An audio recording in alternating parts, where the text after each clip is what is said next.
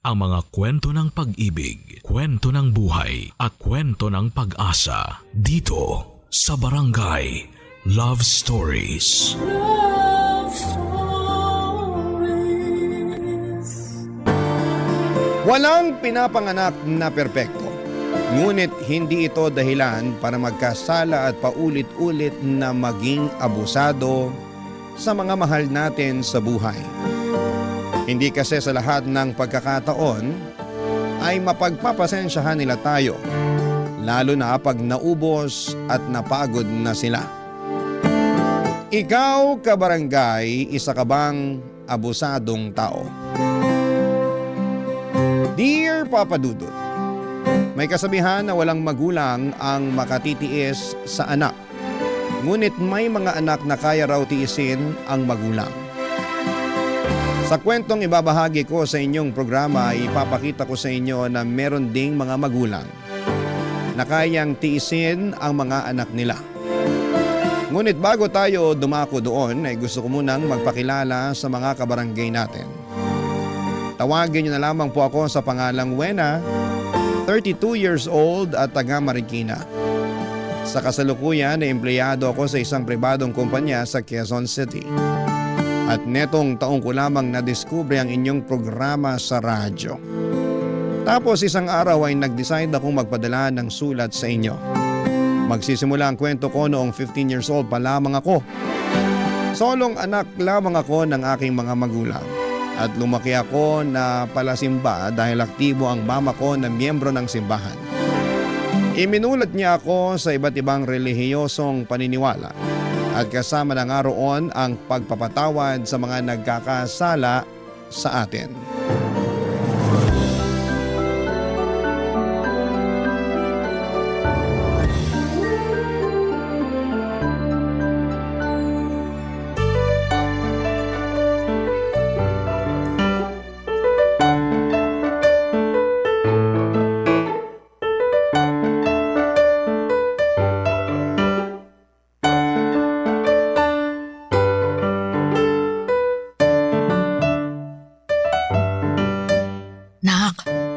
Bakit naman natulog ka sa misa kanina sa simbahan?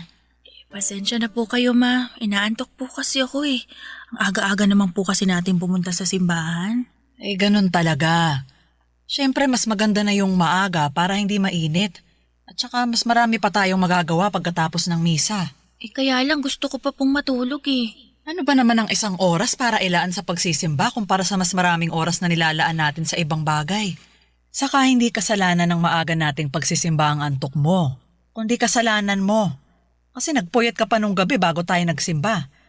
Di ba sabi ko, patayin mo na yung TV. Pero hindi ka naman nakinig sa akin. Sorry po, ma. Maganda po kasi yung pinapanood ko kaya napuyat ako eh. Kahit gaano pa kaganda yung pinanonood mong yun, dapat pinaglalaanan mo pa rin ang panahon ng pagsisimba. Matagal na natin yung ginagawa, di ba? Tuwing linggo nagsisimba tayo ng maaga. Opo, pero bakit tayo lang? Anong tayo lang? Tayo lang po yung nagsisimba pero hindi sumasama si tatay. Marami kasi ako nakikitang pamilya silang nagsisimba. May nanay, may tatay. Tungkol sa bagay na yan, hindi kasi nakasanayan ng tatay mo yung magsimba. Saka pagod siya sa trabaho. Biruin mo, hanggang Sabado ang pasok niya. Kaya nga hinahayaan ko na lang siya na matulog para makapagpahinga. Sana pala nagtatrabaho na lang ako para hayaan niyo rin ako matulog ng mahaba pag araw ng linggo. Ano ba yung pinagsasasabi mo? Yung bata-bata mo pa. Saka hindi tama na hilingin mo yan para lang makaiwas ka sa pagsisimba, anak. Mali yun, ha? Para ka namang walang natututunan sa misa eh. Sorry po, ma. Buti pa, tulungan mo na lang ako dun sa kusina. Magluluto na ako ng pananghalian natin para pagising ng tatay mo meron na siyang makain.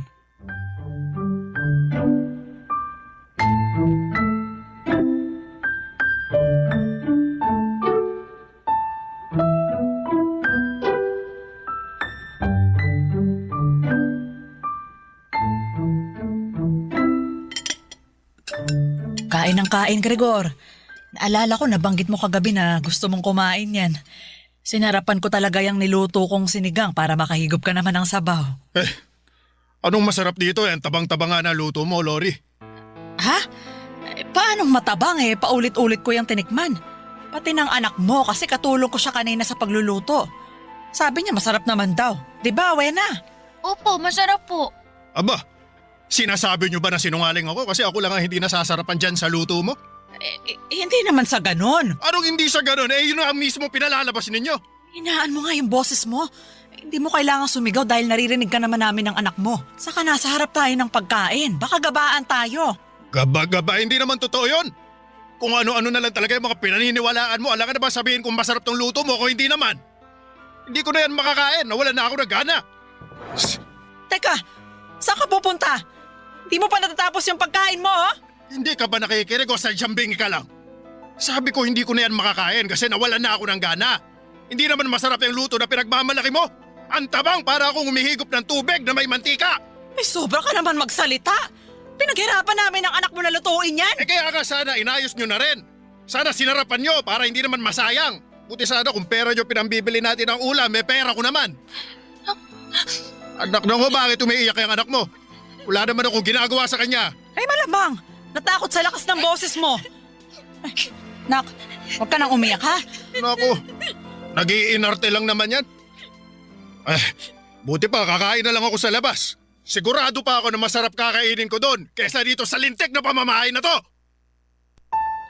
Papa Dudut, kung anong bait palasimba, maunawain at mapagpatawad ng mama ko, ay kabaligtaran naman niya ang ugali at budhi ng papa ko.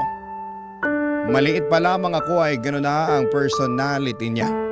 Yun bang reklamador, bayolente, nakaangil palagi at palamura at mapang-insulto kahit na sa aming pamilya niya. Ewan kung bakit siya ganon, ngunit sa kabila ng lahat ay matyagang nakisama sa kanya ang mama ko. Pero sa totoo lang, habang nagkakaedad ako ay unti-unti akong nawala ng amor sa tatay ko. Hindi ko kasi naramdaman sa kanyang pagiging ama. Kaya madalas ay napapatanong ako kung ano ang pakiramdam na mahalin ng isang tatay. At sa tuwing pinahahayag ko kay mama, ang pagkadismaya ko tungkol sa ugali ng tatay ko ay palagi niya akong pinapaalalahanan. Nalawakan ko raw ang aking pangunawa.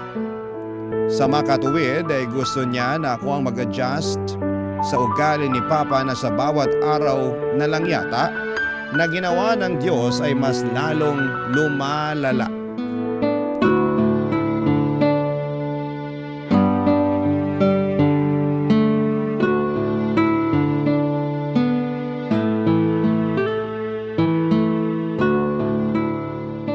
Nay, bakit po hindi niyo nalang hiwalayan si tatay? Ha? Bakit mo naman natanong yan? Bata ka. Kasi sinasaktan niya po kayo. Ibig sabihin hindi niya po kayo mahal. Hindi porke sinasaktan niya ako hindi na niya ako mahal. Mahal ako ng tatay mo, nak. Sigurado ako doon, ramdam ko yun. Pero sabi po kasi ng mga kaklase ko, hindi raw sinasaktan ng mga tatay nila yung mga nanay nila. Bakit? Hindi ba nag-aaway yung nanay at tatay nila? Nag-aaway din naman po. Oh, kita mo na. Saka hindi tayo nakakasiguro na hindi nasasaktan ng tatay nila yung nanay nila. Kasi pag nag-aaway medyo nagiging bayolente ang isang tao dahil nadadala siya sa bugso ng damdamin niya. Ibig pong sabihin, normal lang po yung ginagawa sa inyo ni tatay. Ha? Hindi. Pero parte yun ng pagsasama, anak. Alam ko, hindi mo pa maiintindihan sa ngayon. Pero darating yung araw na mauunawaan mo ang lahat. Pag nag-asawa ka na, ganun. Saka, hindi naman ako laging sinasaktan ng tatay mo Paminsan-minsan lang pag mainit yung ulo niya at kapag napipikon siya sa akin. Kilala mo naman yung taong yun. Medyo maiksi yung pasensya niya kaya intindihin na lang natin. Para sa akin, wala lang naman yun. Pinatawad ko na rin siya sa mga nagawa niya. Lori! Lori! Buksan mo nga itong pinto! Tatay po ba yun? Oo, anak. Teka, dito ka lang ha. Pagbubuksan ko lang siya ng pinto.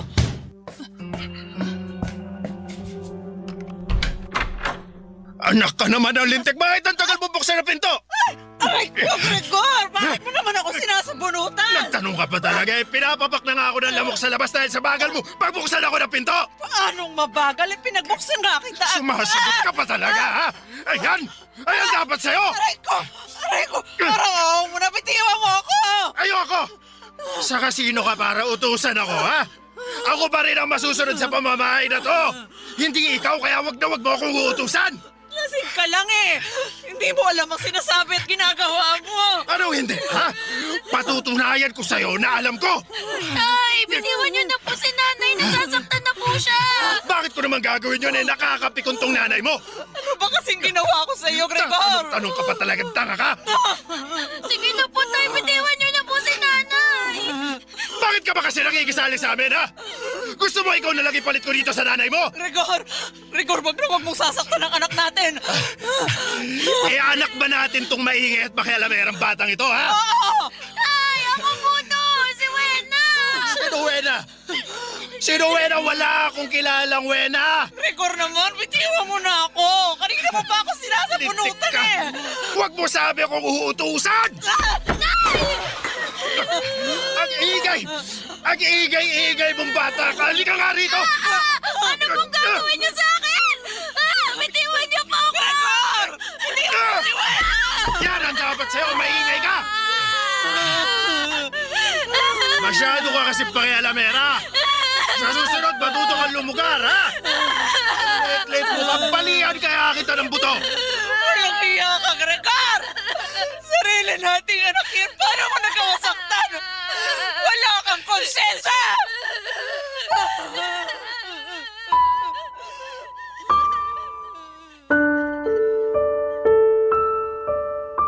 Papa Dudut, dahil sa nangyari ay mas lalo lamang lumalim ang galit ko sa papa ko. Hindi na kasi siya nagbago katulad ng sinasabi ni mama na palagi raw niyang pinagdarasal sa Diyos. At patunay nga ang nangyaring pananakit niya sa aming dalawa. Natakot ako ng sobra para sa kaligtasan namin ng mama ko. Mabuti na lamang at umalis din si Papa sa bahay pagkalipas ng ilang minuto at wala kaming ideya kung saan siya nagpunta. Bago kami matulog ay paulit-ulit kong ipinagdarasal sa Diyos na sana'y hindi na umuwi sa bahay namin ng papa ko.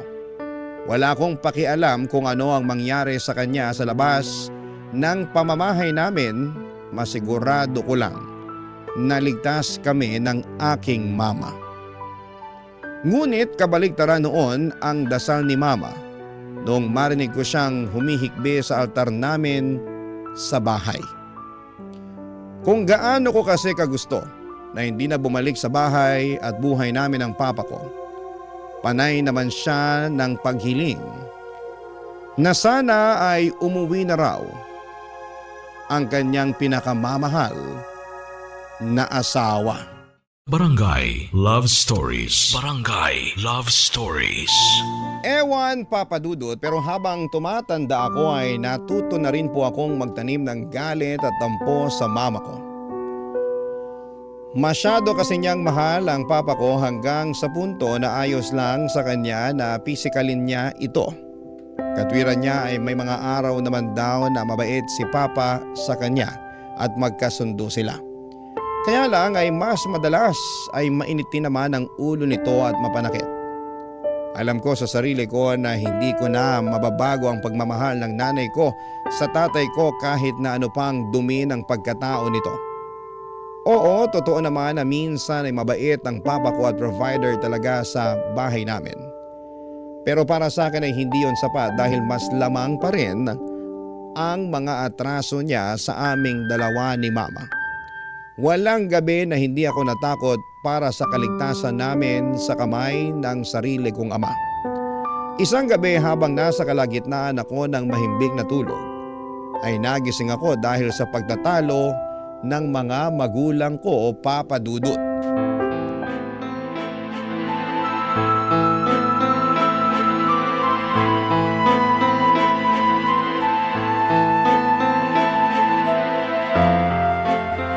Ewan ko sa'yo, Lori. Marumi ka lang talaga mag-isip, malisyosa. Ako pa talaga ang malisyosa at marumi mag-isip? Eh sino pa nga ba? Alangan naman ako ikaw yung nagpapaniwala sa mga walang katuturan text message na yun, di ba? Paano hindi ako maniniwala? Kilalang kilala ka nung nag-text. Wala lang yun. Baka naninira lang yun. Ewan ko ha, pero ang hirap baliwalain eh. Ano mahirap doon? Pwede mo naman burahin yung text at kalimutan na lang ang lahat, di ba? Bakit ba kasi kayo mga babae gustong-gusto niyong pinapakomplikado ang lahat? Hindi namin pinapakomplikado pero palaging tama ang kutob namin. Anong gusto mong palabasin? Na tama nga yung kutob mo wala ka namang ebidensya. Nasisarahan ka na yata ng ulo Kaya nga tinatanong kita eh. Gusto kong maging tapat ka sa akin dahil asawa mo ako. Alam mo, ikaw! Edgar, itiwan mo ako, hindi ako makahinga. Bibitawan lang kita pag nanahimik na yung maingay mong bibig. Tay! Bitiwan niyo po si nanay! Wala. Maawa na po kayo! Bitiwan niyo po si nanay! Nasasaktan na po siya Edgar, bitiwan mo na ako. O ayan! Binitiwan na kita para manahimik na kayong mag-ina. Bakit niyo naman po sinakal si nanay? Ano po ba ginawa niya sa inyo? Yan kasi ang nanay mo, masyadong madaldal. Anong masyadong madaldal?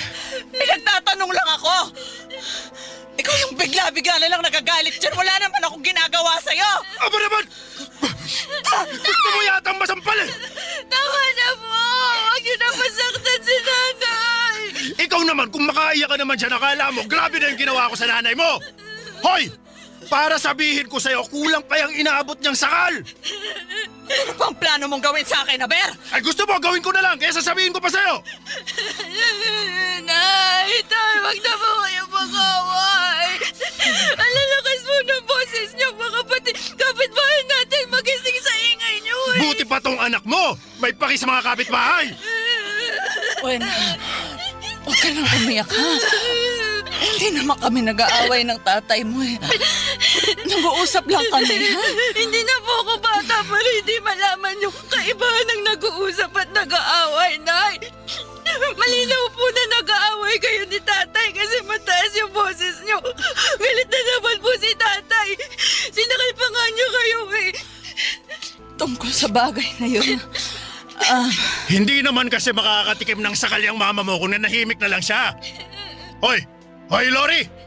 Hindi lahat ng tanong sa isip mo dapat bosesan mo na, lalong ikaiinit ng ulo ko yon. Ayusin mo lang talaga. Hoy, Wena! Kung may paki ka sa mga kapitbahay, pati ikaw, manahimik ka. Tumigil ka na sa kakaiyak, puro ka na lang iyak. Tanda mo na! Opo, Tay. Yan! Ganyan ang gusto ko! Yung masunurin! O kita mo, Lori, buti pa yung si Wena marunong sumunod. Matuto ka dyan sa anak mong lintik ka bago pa kita masampal sa susunod. Buti pa, matutulog na ako. Hoy, Lori, huwag kang tumabi sa akin ha. Kung ayaw mong sungal-ngalin kita.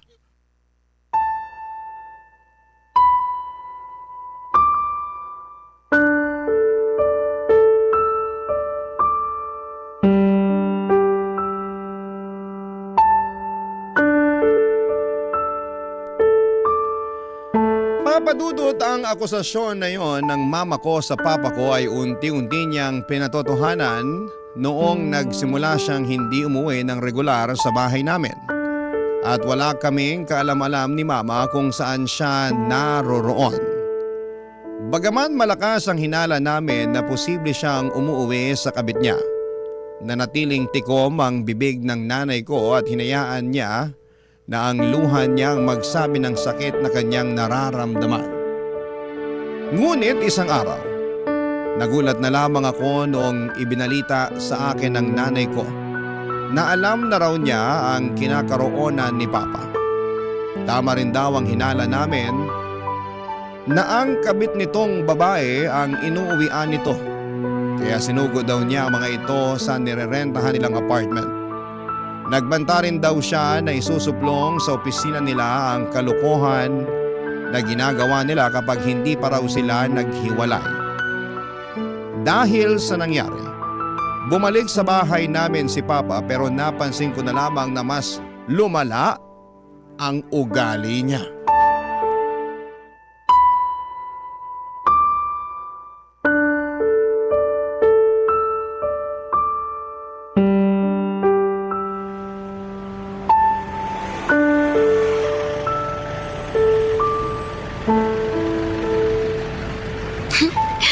gaganda at ang babango ng mga bulaklak na pinitas ko para kay nanay. Excited na akong ibigay ito sa kanya. Aru! Wena! Ay, Wena! Ay, naku, buti naman nandiyan ka na. Eh, bakit po, Aling Hilda? Ang nanay mo! Andun sa inyo, binubugbog na naman ang tatay mo! Ah, mabuti pa, puntahan mo na, awatin mo na kasi baka ano pang magawa ng tatay mo sa nanay mo! Ano, bilisan mo na umuwi! Dali na! Opo.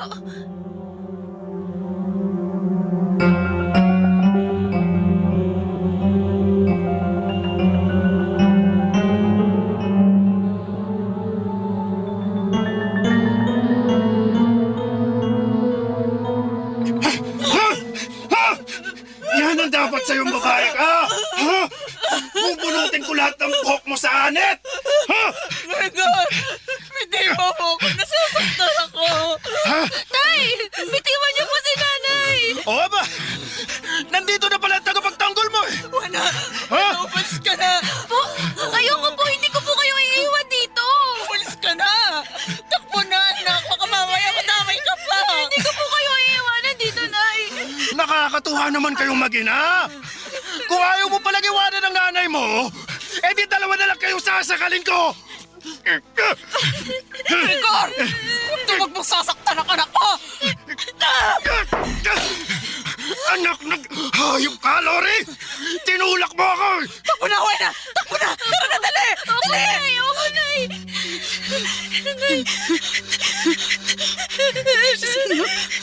Akala niyo magpapalasan niyo ako! Bumalik kayo rito! Hindi pa ako tapos sa inyo! Nay, ako na tayo ni tatay. Para ako ng tricycle, nak! Manong! Manong, pasakay po! Ano po nangyayari, ma'am? Yung asawa ko nababaliw na!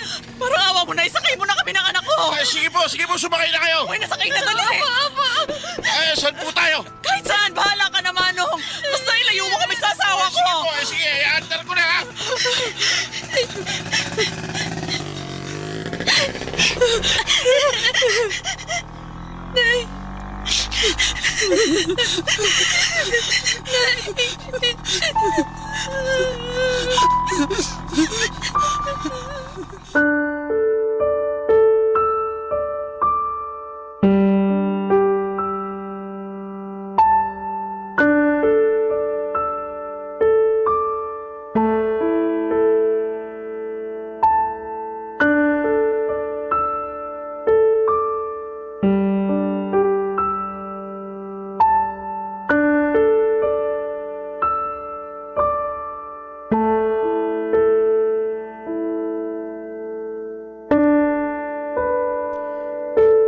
Papadudot nakatakas kami ni Mama sa naguhirimentadong si Papa. Pero dahil wala kaming kapera-pera ay hindi kami agad nakabalik sa amin. Malayo-layo rin kasi ang pinagdalhan sa amin ang naturang tricycle driver.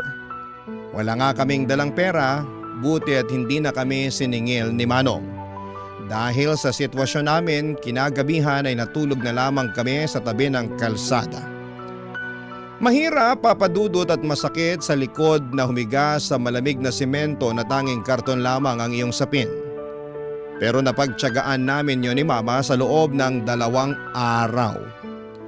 Tapos para meron kaming makain ay namamalimos kami, papadudot.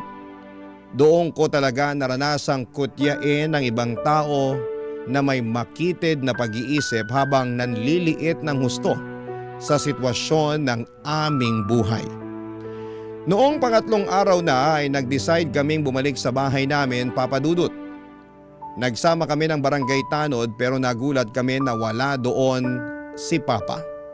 Tulad ng dati ay hindi namin ulit alam ni Mama kung saan siya nagpunta. Barangay Love Stories. Barangay Love Stories. Papadudot, ilang araw ding nawala ang papa ko bago siya muling nagpakita sa amin ni Mama. Ayaw na nga siya noon pabalikin ng nanay ko sa bahay namin dahil sa trauma na naranasan namin mula sa mga kamay niya. Pero sa huli pinatuloy pa rin siya ni Mama matapos mangako ni Papa na hindi na kami sasaktan pa. Kaya lang ay naulit na naman ang pag-alis ng tatay ko sa bahay namin hanggang sa inamin na niyang meron na pala siyang ibang kinakasama. Yung dati pa rin niyang kabit. Ibig sabihin ay hindi talaga sila naghiwalay ng landas. At umuwi lang daw siya noon sa amin dahil nag-away sila. Sa huli ay nagpaubaya na nga ang mama ko at sinabihan ng papa ko na nakikipaghiwalay na siya rito. Tuluyan na rin niyang pinalaya sa pamamahay namin ng papa ko. Bagay na masasabi kong kinatuwa ko ng husto. Pero dahil nga tila napilay ang pamilya namin ay si mama na ang nagsilbing provider. Naghanap siya ng mapapasukang trabaho upang sustentuhan ang mga bayarin namin, pagkain sa araw-araw at pag-aaral ko. Hindi nagtagal ay nakagraduate ako ng high school at nag-decide na akong mag-working student noong kolehiyo. Mabilis na lumipas sa mga taon. Natapos ko ang kurso ko at nangako ako sa aking mama na patitigilin ko na siya sa pagtatrabaho. Ngunit merong nangyari na hindi ko lubusang inaasahan.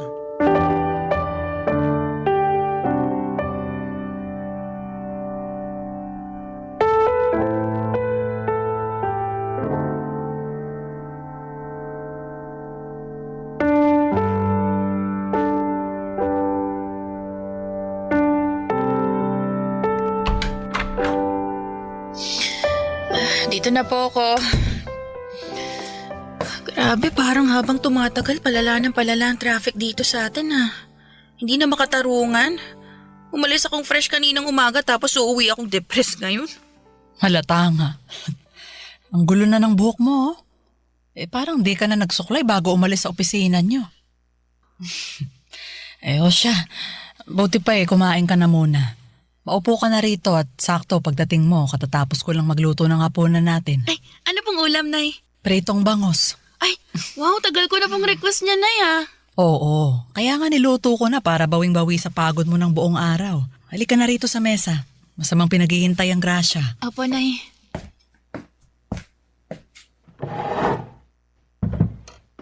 Magdasal muna tayo bago kumain. Sige po. Salamat po sa mga biyaya na patuloy niyong pinagkakaloob sa aming pamilya. Sa pagkain, sa inumin, at sa buhay araw-araw. Marami pong salamat. Amen. Amen. O siya, kain na. Damihan mo anak ha. Kayo rin po, Nay. Mukhang napagod din po kayo ngayong araw Hindi lang naman ngayong araw. Nung nakaraan pa ako parang pagod na pagod. Nagpaalam nga ako sa amo ko dun sa kainan na pinapasukan ko Kako, hindi ako magjo-duty mamaya kasi magpapahinga ako. Ay, opo, Nay. Tama lang na magpahinga kayo kasi grabe naman yung trabaho niyo dun talaga. Kaya nga Biruin mo, nag-straight duty pa ako kanina kasi hindi pumasok yung kapalitan ko. Galing akong panggabi. Ala, ibig sabihin wala pa ho kayong tulog? Oo. Tapos nagluto pa ho kayo ng hapunan natin. Naku, dapat natulog na lang ho kayo. Sinubukan ko naman pero ang tagal mong dumating Kaya nag-alala ako na baka naipit ka sa malalang traffic. Tapos gutom na gutom ka pag uwi mo. Tama nga ako, di ba? Buti na lang nakapagluto na ako. Ay, salamat, Nay pero nag-aalala pa rin ho ako sa inyo Huwag kang mag-alala. Kulang lang naman ako sa tulog. Buti pa kumain na tayo. Sige po. Teka, parang nahihirapan yata akong huminga na. Oh, Nay, anong nangyayari sa inyo? Hirap lang akong huminga na. Nay, Nananakit yung dibdib ko. Sandali, teka Nay, dadalhin ko kayo sa ospital. Anak, tulungan mo. Tulungan mo ako. Nay, ano pong nangyayari sa inyo? Nay, gumising ko kayo. Sandali, hihingi ako ng tulong sa kapitbahay. Tulong! Tulungan niyo ako, nanay ko! Nanay ko! Tulungan niyo ako, dalhin siya sa ospital! Nay! Nay, gising!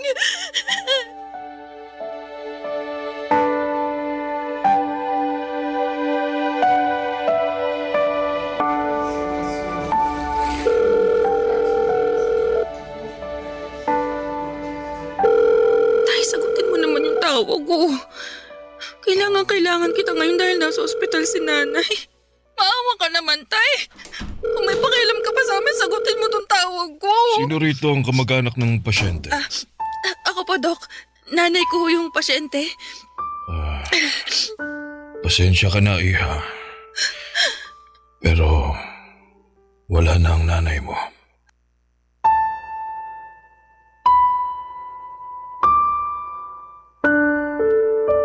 Papadudot namatay ang mama ko dahil sa atake sa puso. At ako lamang mag-isa ng mga panahong yon. Ni hindi ko nga makontak ang papa ko at wala kong kaideya-ideya kung saang lupalop ng Pilipinas ko siya hahanapin. Dahil sa mga nangyari sobrang tulala ako at halos mawala ng lakas. Buti na lamang at tinulungan ako ng mga nurse doon para matawagan ang mga kamag-anak ni mama. Hindi kami mayaman ngunit nagtulong-tulong sila upang mailabas sa ospital ang bangkay ng mama ko't mabigyan siya ng desenteng burol. Iyak ako ng iyak ng mga panahong yon dahil wala na ang pinakaimportanteng tao sa buhay ko. Sobrang biglaan ang mga pangyayari at walang nakapaghanda sa unos na tumama sa aming pamilya.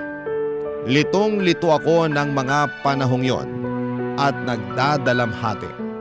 Tapos isang araw ay biglang nagpakita ang magaling kong ama sa burol ng mama ko.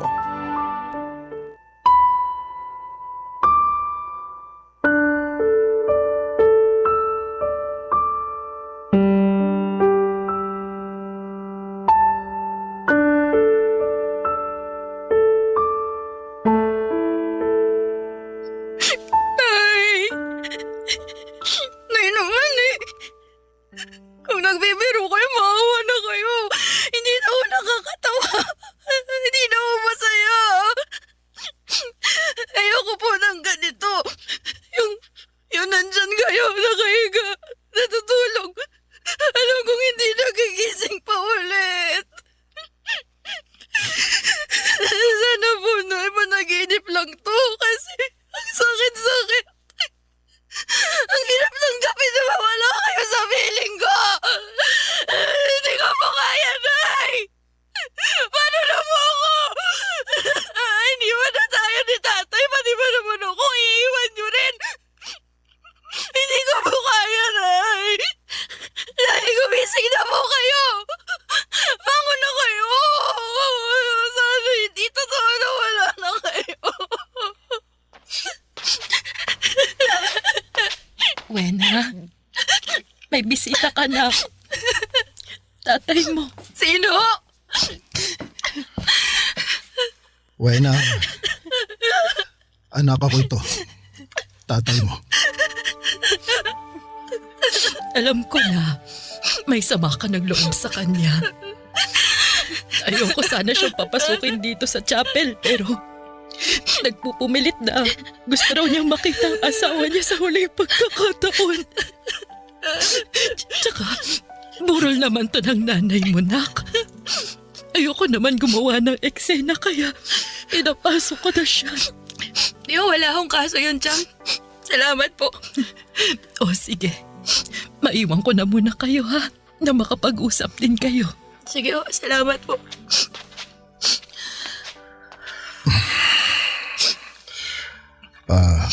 Kapal din talaga ng mukha niyo magpakita ngayon dito, no? Nung kailangan ko kayo sa ospital, hindi ko man lang kayo matawagan. Nagre-ring naman yung cellphone niyo pero hindi niya sinasagot. Patawarin mo ako, anak. Hindi ko naman alam na tumawag ka pala nun. Kung alam ko lang, sana sinagot ko. Paano hindi niyo alam?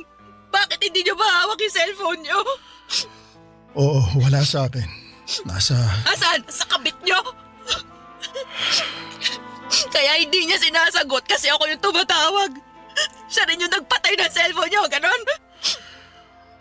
Oo, pero nag-away na kami. Nagalit ako sa kanya kasi hindi niya sinabi agad na... Ano gusto niyo maramdaman ko, ha? Magtatalon ako sa tuwa dahil nagalit kayo, inaway niyo siya? Hindi naman sa ganun, anak. Wag niyo akong tatawaging anak dahil hindi ko matandang nagpakatatay ka sa akin. At kahit na hanggang sa huling sandali ng nanay ko, wala kayo! Wala ka! Alam mo, kasalanan niyo talaga kung bakit siya namatay eh. Kung hindi niyo sana siya pinasakitan noon, binugbog, pinasama ang loob, eh di sana kasama ko pa rin ang nanay ko ngayon. Kayo talagang pumatay sa kanya. Kaya nga gusto kong humingi ng kapatawaran sa nanay mo. Eh, anin niya pa yung kapatawaran sinasabi niyo? Hindi niyo na yan maririnig pa. Sige nga. Sana patawarin mo ako. Nagsisisi na ako. Walang sandali simula nung malaman kong namatay na si Lori na hindi ako binagabag ng kalooban ko. Sinasabi niyo ba na kung hindi namatay ang nanay ko, hindi pa kayo mapapagabag at magsisisi? Sabi na eh. Ang nakakapal ng pagmumukha mo. Buti pa umalis na kayo rito. Ayoko na makita ang pagmumukha mo dahil nasusuka ako sa pagkatao mo. Wala kang karapatang makita ang nanay ko kahit nasa huling sandali niya dahil wala kayong kwentang asawa. Uwe na naman. Huwag mo naman ako ipagtabuyan. Tatay mo pa rin naman ako eh. Hindi na kita tatay. Sula sa mga oras na to, pinuputol ko ng ugnayan natin sa isa't isa. Kaya lumayas ka na. Layas!